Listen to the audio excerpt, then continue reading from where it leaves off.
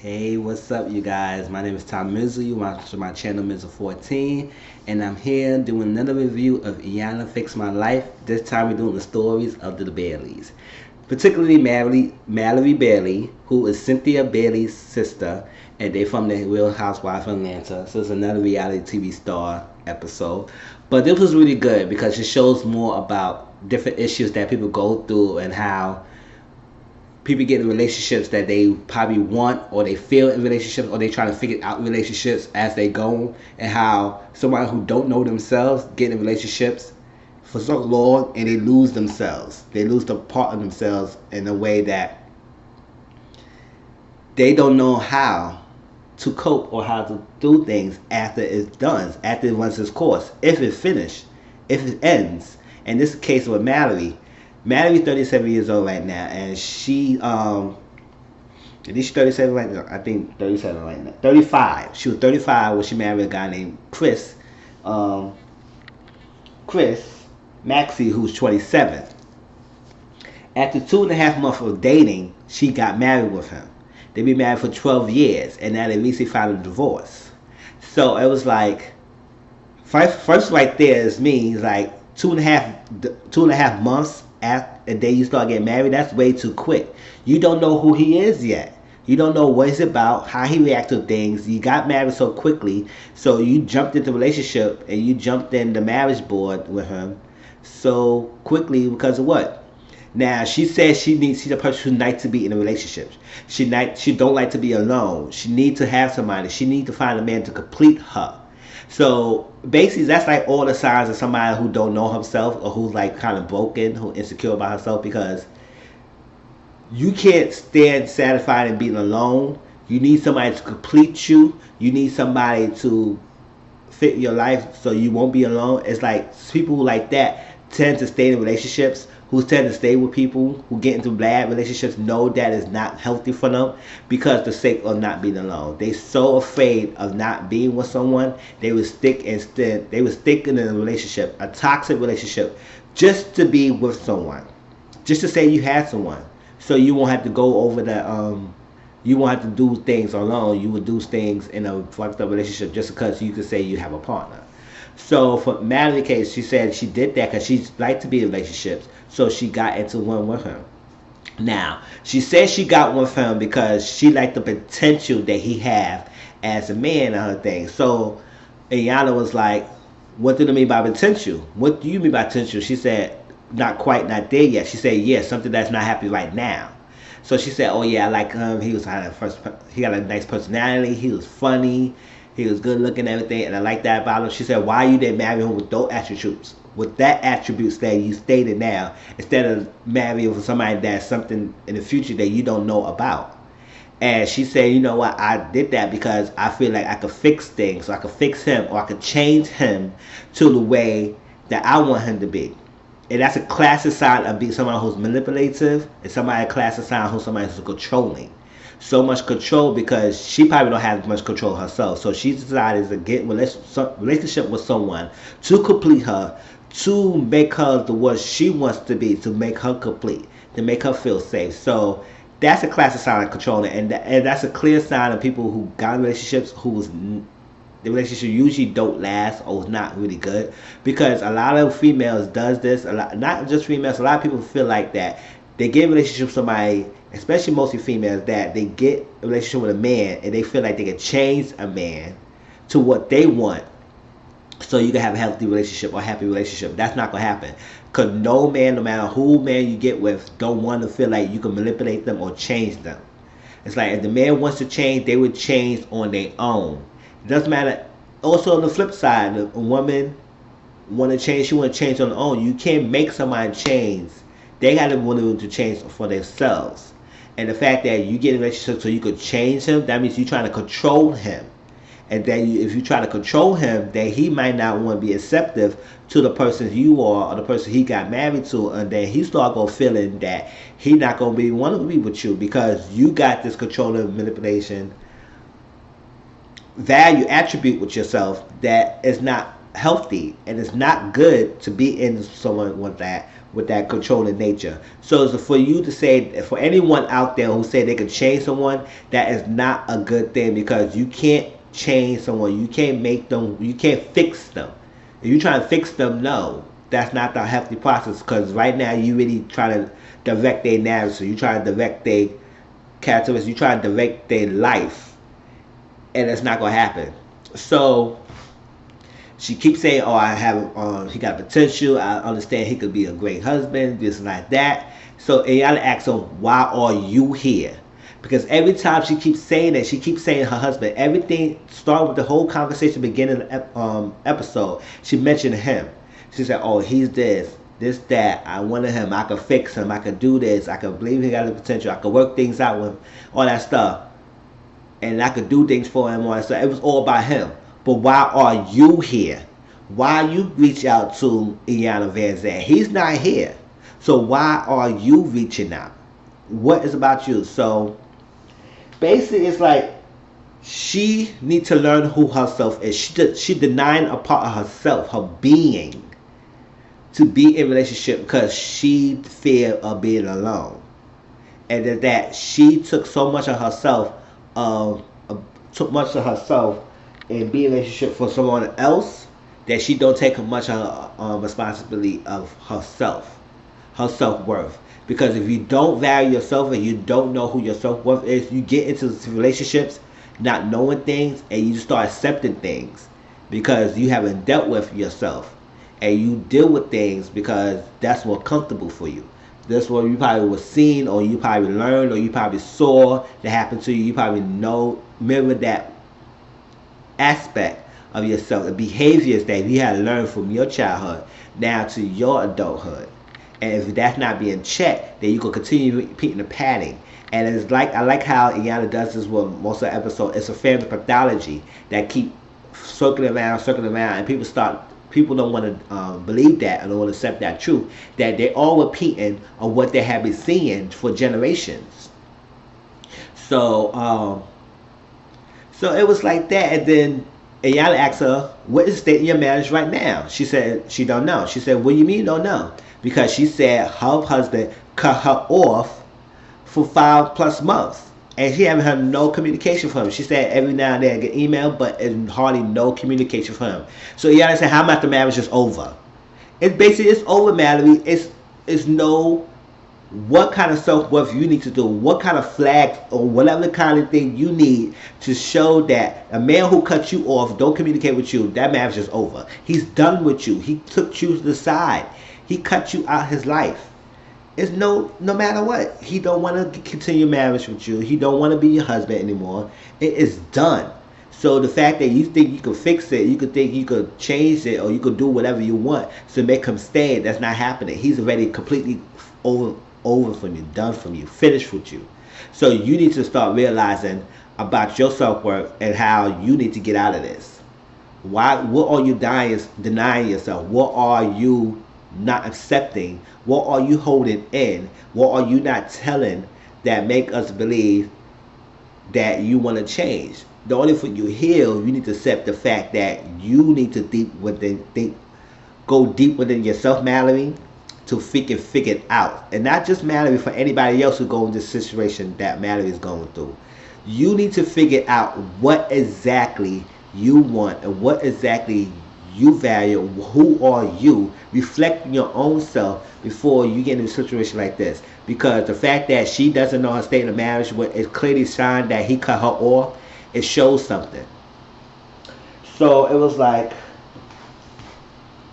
I said that was very deep. And it was very deep. It was like, she don't know. So right now she need to figure out why she's here, what she needs to do. So for order for her to have to do that, so we need to know the other generations before her and how they handle it, how they feel about the situation, how they get their insight, their input about Malorie. And Iyanla wanted to go back to her parents because maybe that's what she had learned. So she invited her sister Cynthia, who we all well know, she's from the Real House of Atlanta, and their mother Barbara. Now, well, Iyanla sit down and talk to Cynthia and Barbara. They said, "Can you explain the insight about Malorie? Because she reached out to me about what's going on, and can y'all tell me any insight about Malorie in your eyes, in your viewpoint, and how do you see Malorie in the situation, and what can we do to help?" So Cynthia said that Malorie's the type of person who needs to have to be in a relationship. She needs to have somebody to complete her. She needs to find somebody to take care of her. She needs to be taken care of. So basically, somebody to take care of, basically financially. She said, "Oh, financially." So Iyanla said about the word gold digger. So that Cynthia, as I was like, started laughing, and then she said, "Oh, I never thought about that." But she said, "What about somebody who dating for someone for their money? That's kind of like a gold digger, all that stuff." And so that's kind of true and everything. But she said, not saying she is that's is what she is or not. Is that's what it's looking at, is that she found somebody who got the money, that financial thing, and she went with it.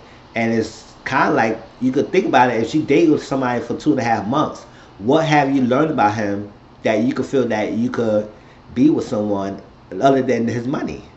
So that's like probably the initial reaction, initial thing that she got with him because of that materialistic thing. It's not the lifestyle that she was thinking that she could get from him. Now, so if that's Iyanla started and develop it more, it's like what things that she have. Oh, they didn't talk about more. She said, she said, what is thing that she is doing that is reflection of how her father treated her. So she asked Barbara, the mother, and Barbara was very open. I like how Barbara was very open with this healing process. She's very open to accepting the responsibility that she may be the cause of how Malorie is doing things or how Cynthia is doing things, whatever, and that she needs to accept the responsibility and get forgiveness and heal from that. Because she said both her husbands been both physically and verbally abusive towards her throughout her life, both her husbands. And then she also went further, that is that her mother was in the same situation, abusive relationship with her father, and her father used to beat her a lot, but she don't pick enough cotton. So she viewed this and seen this when her growing up, and she repeated that pattern with her, and she stayed with the relationship because that's what she was comfortable with. That's what she known, and that's why if you in an environment where you see this on a regularly, that's becoming your comfort zone.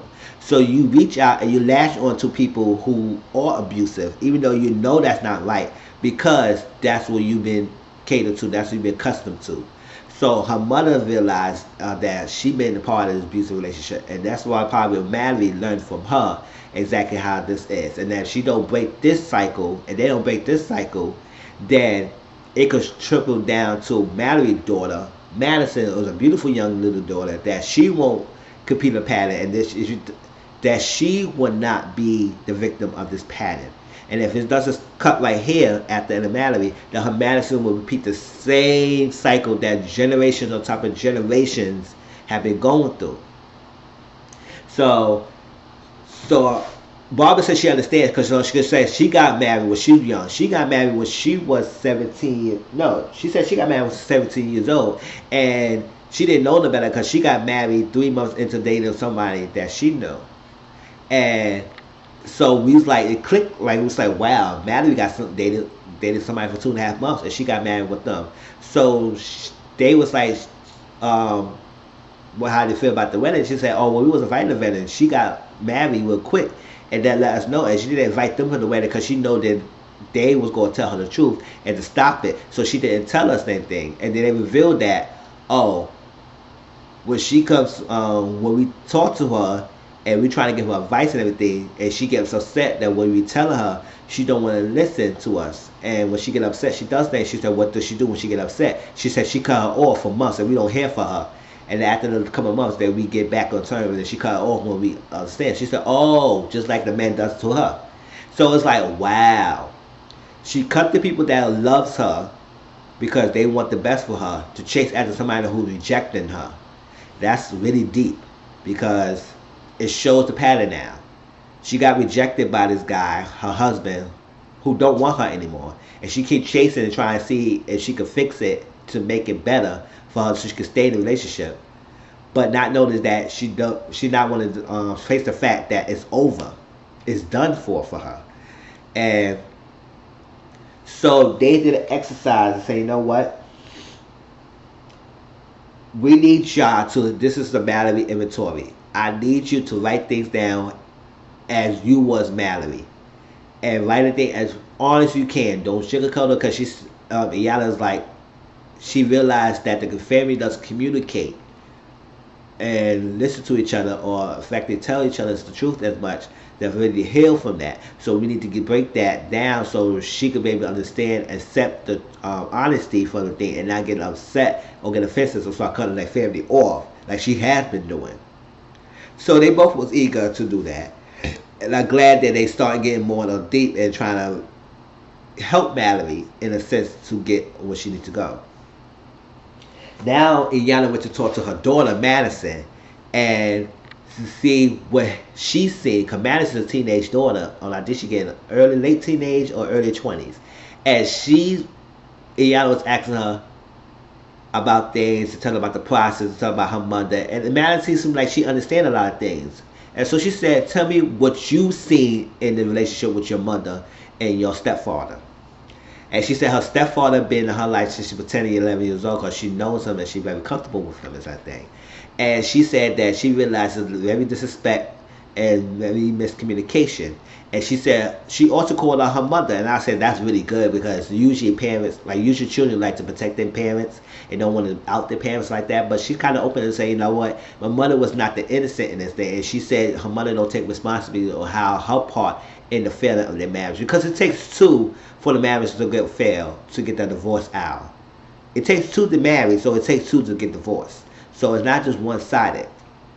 So she said she don't realize what she's doing, because she said her stepfather been there for her. She be paying for her car, she paying for her college tuition, she been there for her, be all that stuff. Her mother is not appreciative of him.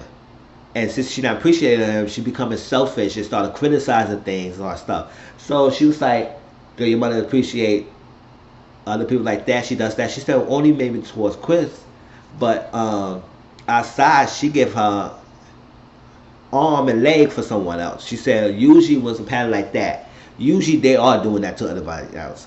If they're very unappreciative towards Chris, she most likely be unappreciative towards everybody else. And that selfish mentality will creeps in no matter what. So she is doing that. That's her part of her life. So so she gave Madison the same exercise that she gave Cynthia and Barbara, to speak as you was as Malorie and give your input, so you could be able to communicate with your mom, and then I could be able to help you so you can effectively communicate that to Malorie, and then she could be able to accept that and understand where you're coming from. And she said, okay, cool. Now we get to the next scene where we got Malorie and Iyanla. Now Iyanla was having this exercise with a bucket: being, doing, and having. Being meaning the self, doing the stuff and the actions of what happened, and having materialistic things. So she did the exercise. Do you got a car? That was a being. Do you got a house? Is a being. Do you do charity work? That's a doing. And then after all the thing was said and done, she realized she has a lot of balls in the having. That means a materialistic thing. That's what she values a lot. That's what she has the most of. And that's what most of people in relationships like this get or have. They do very much having, not much doing, and forgetting and neglecting themselves. And we try to fix that. And when you have more of yourself that interacts with doing, that influence the having. You try to reverse that. Instead of having too much having and less self, have more self and less having and something like that. Because if you have more self-worth and value, then you know you won't get in a situation like this where you in a toxic relationship. You in a relationship that you know that's not good for you. A relationship that that you yourself can value and know that this is not the one thing for me. So that was a good exercise. And then Cynthia came in. She told Cynthia the same thing that she did with Malorie. And she said what the most buckets she had the most. And she said having. And then that's what sit down. And now this was a good scene as well because now we get more of the dynamics between Mallory and Cynthia, and then later on we get more dynamics of Barbara. And alright, so when she was talking about things, it's kind of like Cynthia was saying that yes, Mallory needs to get in relationships and she like men to take care of her and all stuff. I'm not saying that she doesn't do or she get money or she get there for their money. She said, well, it's for the check. It's not. I look like I do things for you, all that stuff. And she said, not that. It's not that. Now, so she said. So she kind of deflecting and not really talk about herself much. It's like, what are you doing?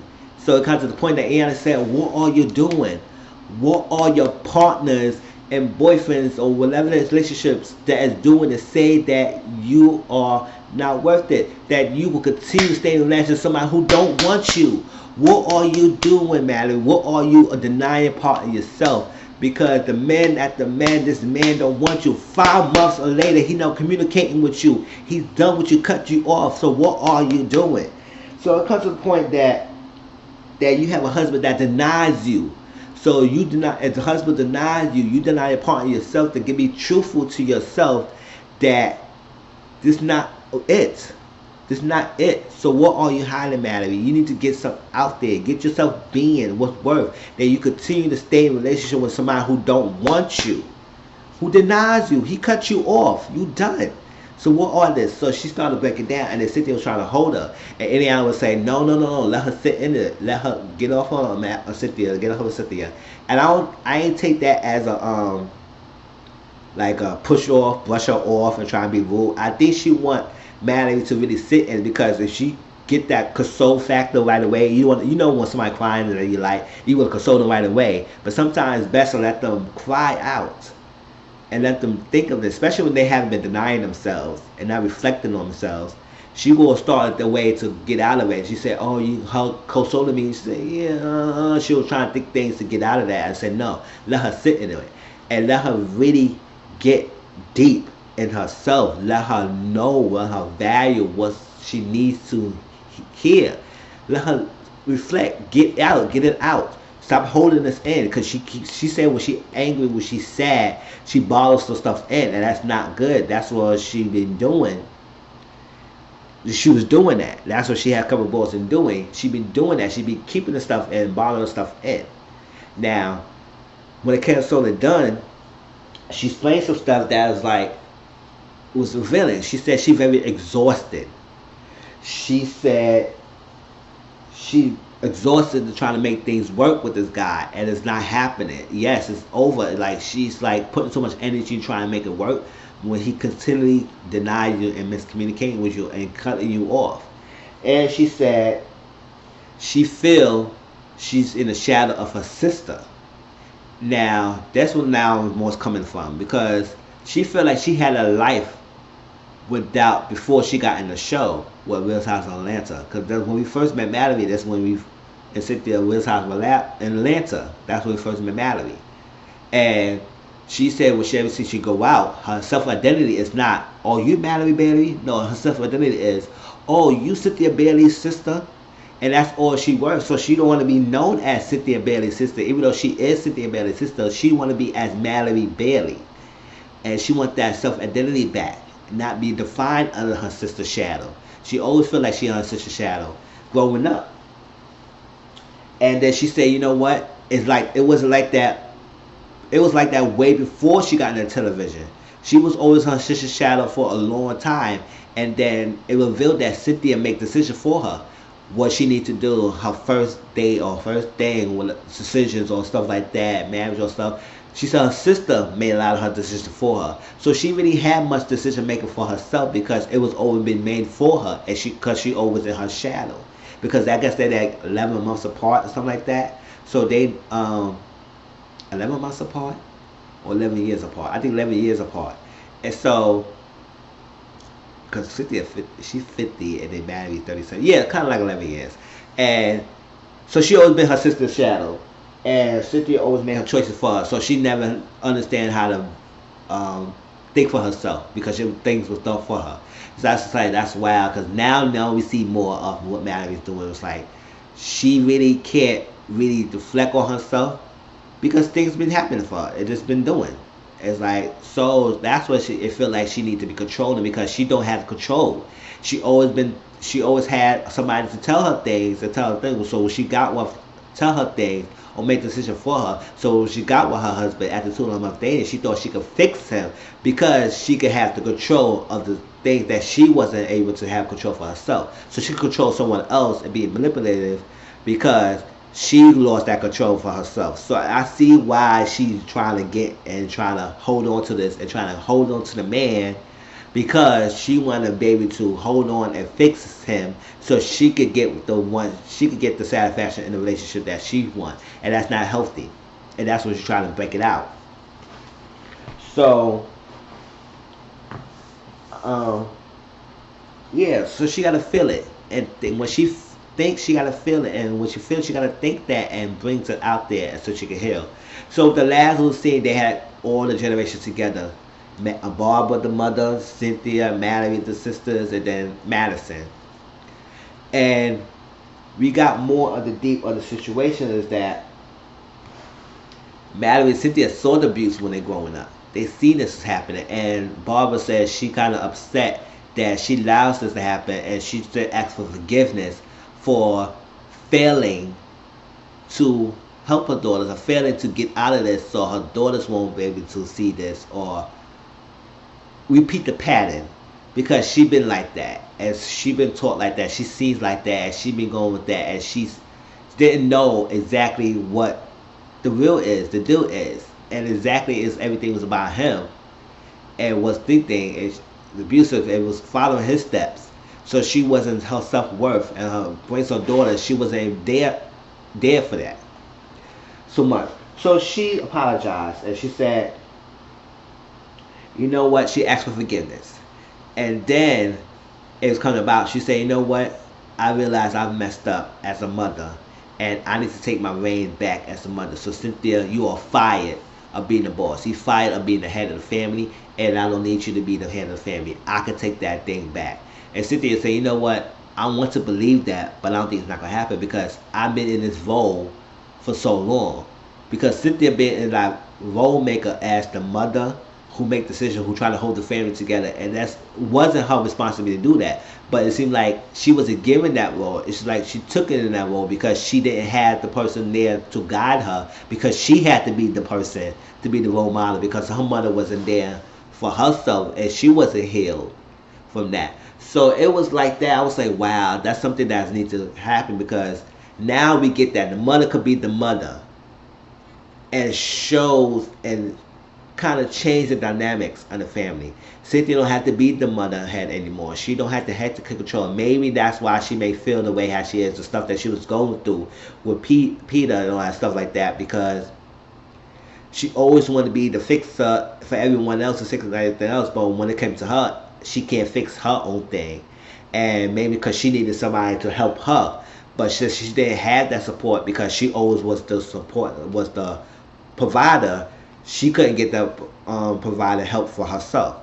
So I see that dynamic. So I guess hopefully it is working, and hopefully Barbara is taking it out, because at the end they showed it like they make a progress since the end of the show. They have made progress with the stuff like that. Barbara took a reign of her self. Mallory's getting up control of her things. The relationship, the communication getting better with them. So it's progress, and I like that. And they all had that the reflection to Malorie, and Malorie understand it. She listened to it. She said, yeah, your statements are correct. I understand that. That's true. That's true. Now she's starting to self-reflecting and understand that, you know what, wow, they see this about me. And now I realize, and that's what I have been doing.